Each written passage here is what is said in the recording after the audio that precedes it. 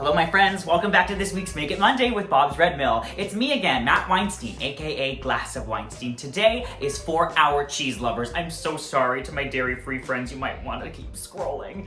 I'm making for you a delicious, creamy, velvety 3-cheese macaroni. We're gonna bake it, we're gonna top it with even more cheese. It's going to be bubbly and delicious. So without further ado, grab a glass of Weinstein and let's get cooking. The 3 cheeses I'm using are extra sharp cheddar, Monterey Jack for creaminess, and Gouda, because it's good.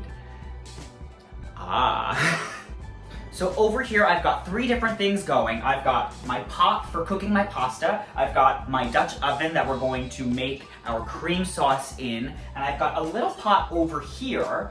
I'm going to preheat my milk just a little bit, just because it's going to help our bechamel come together. When you add cold milk to a hot pan with your roux, it clumps up and it makes it really hard to get a nice, silky, smooth bechamel. So I'm going to just preheat this milk. I'm using whole milk. Put it on just a nice low heat, let it go for a few minutes, and then we'll incorporate that into our cream sauce. A super important step and tip here is to not overcook your pasta. I'm gonna be using an elbow macaroni, gluten-free of course, and this macaroni cooks up so fast already. The thing is, we're gonna finish this in the oven, so we don't want our pasta to be completely cooked when we add it into our sauce, otherwise it's just going to become so mushy and disintegrated. So whatever the instructions are for the al dente, I would subtract probably 2 to 2.5 minutes off of that. So if it says to do it for 5 minutes, I would probably only cook it for 3 or so, maybe even check it after 2.5, just because it really varies. You don't want your pasta to be super mushy. I've got my water already boiling, so I'm gonna add some oil just so it doesn't stick together, and a gratuitous amount of kosher salt, just so we can get our pasta nice and seasoned right away. I'm making a mess with this salt. I'm gonna add my pasta in, I'm gonna cook it for like 3 or so minutes and check in on it. Have your colander ready. Starting now. So cool. So my pasta's been cooking for about 3 minutes or so. It is just the right kind of texture. It's still a little bit crunchy. So we're gonna pop the heat off. I've got my colander already in my sink. I'm just gonna strain this real quick and then we'll get started on our roux and bechamel cream sauce. Our next part of the recipe is to make our roux and our bechamel. Now, what are those 2 things? A roux is a French term for a thickening agent. It's normally equal parts of fat or butter and flour. We're obviously making this gluten-free, so I've got my Bob's Red Mill gluten-free 1-to-1 all-purpose flour. So we're going to be using that, so it's gonna be equal parts of those. So 4 tablespoons of butter and 4 tablespoons of flour. Now how it works, you're gonna start by melting your butter in your pan or in your skillet. We're gonna melt that down. And you're also going to want a whisk on hand. A whisk is probably the best way that you're going to be able to incorporate everything together. While our butter is melting, I'm gonna tell you a little bit more about the bechamel. Like I said, it's gonna start with the roux, 4 parts of flour and 4 parts of butter whisked together. That's going to be our thickening agent. It's going to make almost like a paste. And then from there, remember how I heated up that milk? We're going to gradually whisk in that milk. And what's going to happen immediately is the starches from the flour and the richness and the fat of the butter are going to work together to thicken the milk and make a velvety, creamy sauce, what we call a bechamel. And that is sort of the basis for a lot of those cream sauces for macaroni and cheese. You can even use the roux to make a gravy, but instead of milk, you would use stock, vegetable stock, chicken stock. Super helpful around the holidays. So a roux can come super in handy. I believe you also use a roux to thicken a gumbo.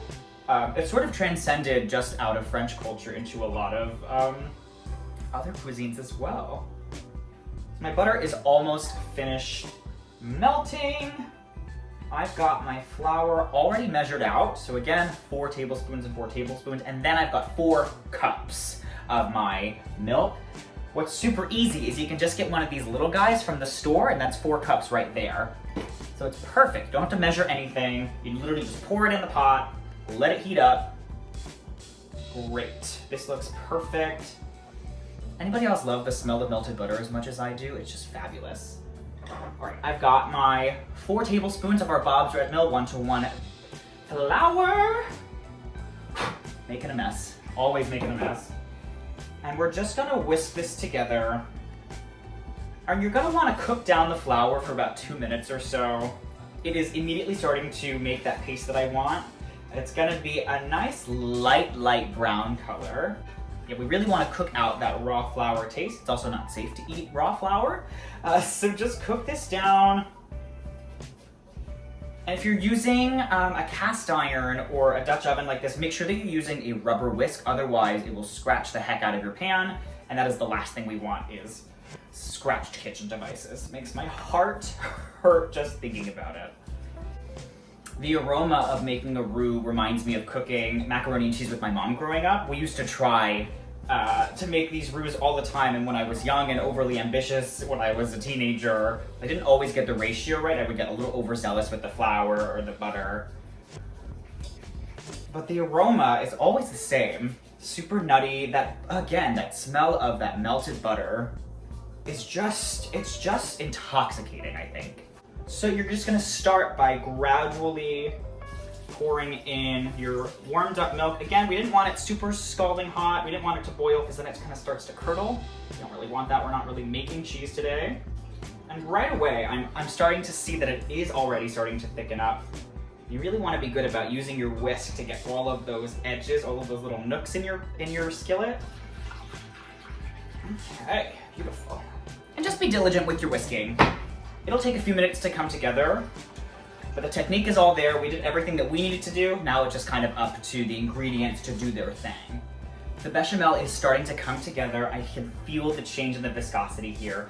A key thing is to make sure that your heat is staying over a medium. You don't want to let this really boil because it'll really break apart the sauce. So keep an eye on it. Keep it over a medium to even a medium-low heat. Even if it takes a few more minutes for it to come together, that's going to be better than you separating the sauce. Something that I really love about macaroni and cheese is that it can be super versatile. You can really use this basis for the bechamel and use whatever cheeses you like. If you follow me and see my page, I do a version of this with Gruyere, Parmesan, and goat cheese that is beyond words.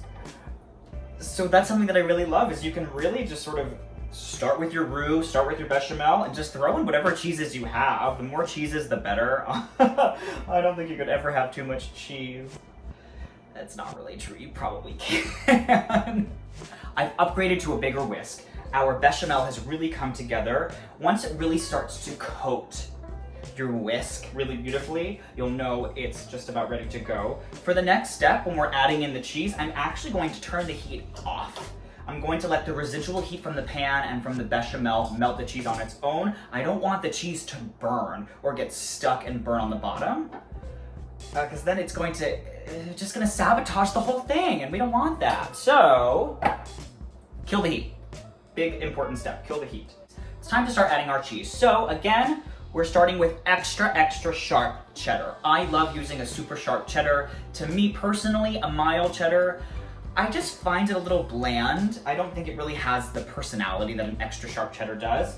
So I'm gonna add this in. This is 8 ounces of extra sharp cheddar. It's also gonna help to give us that sort of signature golden mac and cheese color. So get that going. Our next cheese is Monterey Jack. It's 8 ounces of that. This is a super velvety, creamy cheese. I think it's gonna help give some nice body to our mac. So get all of that in there, 8 ounces. Okay, and now we're gonna add our Gouda. This is about, it was one of those big blocks. It's at 0.68 pounds, so that's probably about 10 ounces or so. I'm gonna dump a bunch of this in here, and I'm gonna save some for the topping. So I've got a bunch of this in here. Let's say it's about 8 ounces, so 8, 8, 8.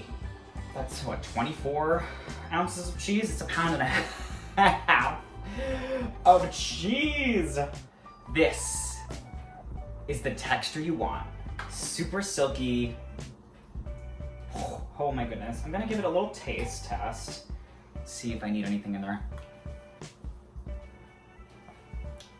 Nope. Literally liquid gold. Okay, so we've got our macaroni. Again, remember we undercooked this specifically so that it wouldn't overcook and get super mushy in the oven. Ooh.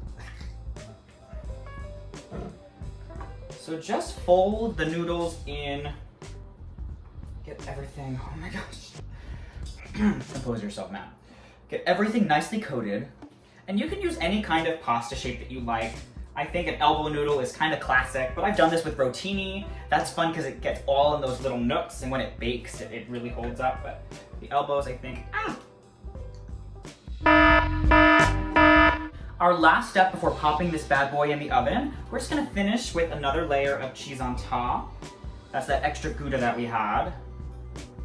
If you wanna save a little of each cheese to do, that's great. I was gonna do that, but I got too excited.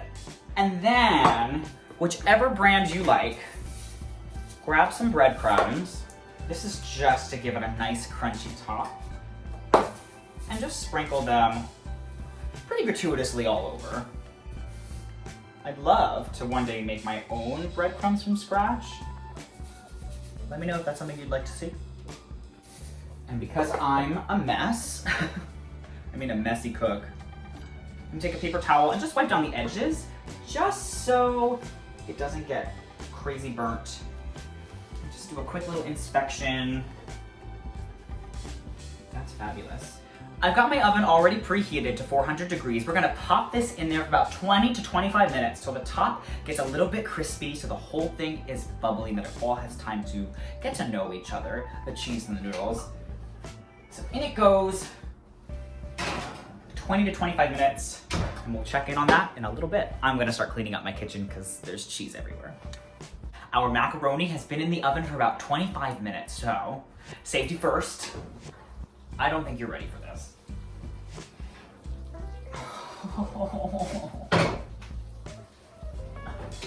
Oh my. Look at that. We got this gorgeous little crust on top from that melted Gouda and the breadcrumbs. The sides, it looks like fondue. The sides are positively oozing with that delicious cheese sauce. Oh my gosh, I'm so excited about this. I cannot wait another moment. I have to try this. Can you hear that? Oh. Oh my goodness. I'm gonna try not to burn it up.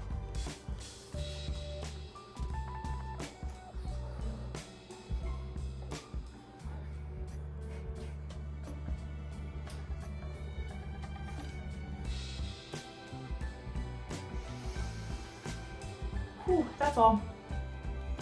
Thank you so much, everybody, for tuning in for this week's Make It Monday with Bob's Red Mill. Once again, I'm Matt Weinstein, aka Glass of Weinstein. If you like my content here, you can follow me on Instagram, TikTok, Facebook, and YouTube, all at Glass of Weinstein. Thank you for joining me on this gooey, cheesy adventure. I really hope you love it. That was good.